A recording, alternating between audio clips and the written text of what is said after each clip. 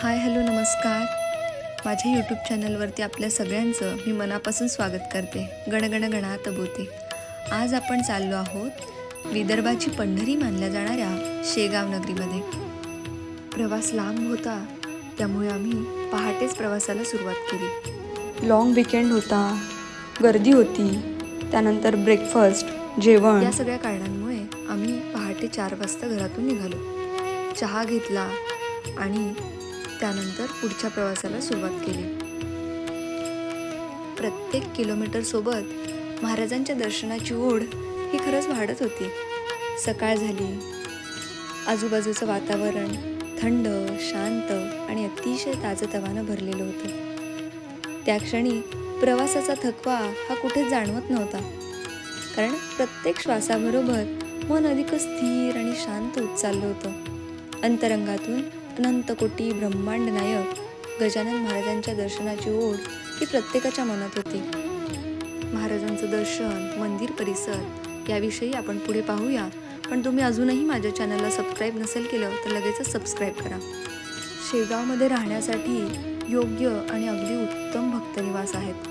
20वा संकुल या भक्तनिवासच्या ठिकाणी आम्ही उतरलो. इथे तुम्हाला अगदी कमी प्राईसमध्ये आणि खूप छान आणि प्रशस्त अशा रूम मिळून जातील.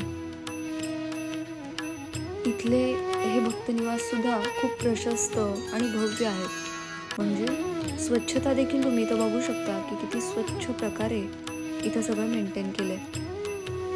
आज शेगाव हे श्रद्धा, शिस्त आणि स्वच्छतेसाठी ओळखलं जातं, कारण हीच तर महाराजांची शिकवण होती ना.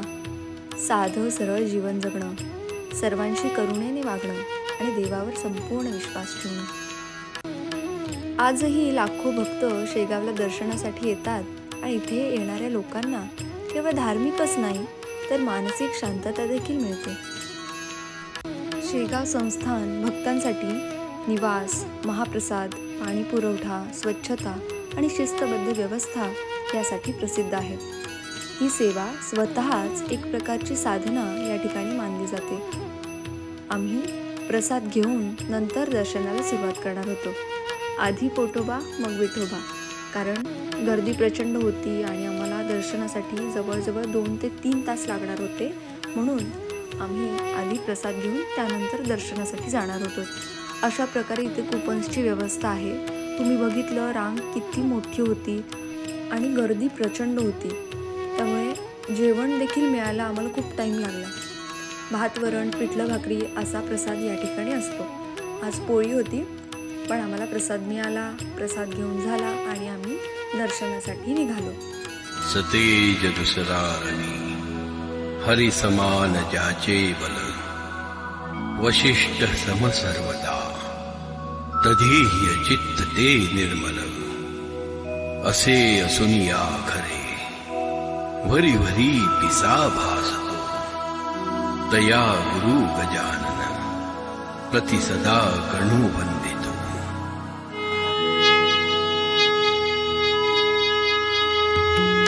मंदिराच्या आत प्रवेश करताच मन आपोआप नतमस्तक होतं.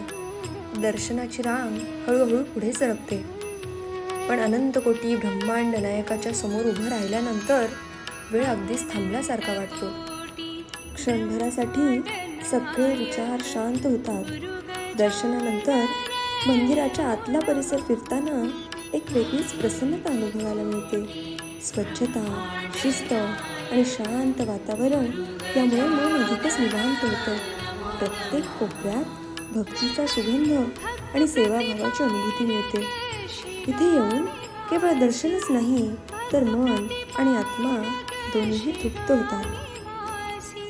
याच भूमीमध्ये संत गजानन महाराजांनी आपल्या अलौकिक लीलांद्वारे भक्ती, श्रद्धा आणि मानवतेचा संदेश दिला.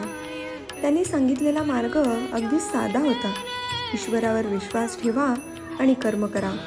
हाच मार्ग घेऊन आजचा दिवस आम्ही इथेच संपवून दुसऱ्या प्रवासासाठी म्हणजेच पुढच्या देवदर्शनासाठी निघालेलो आहोत.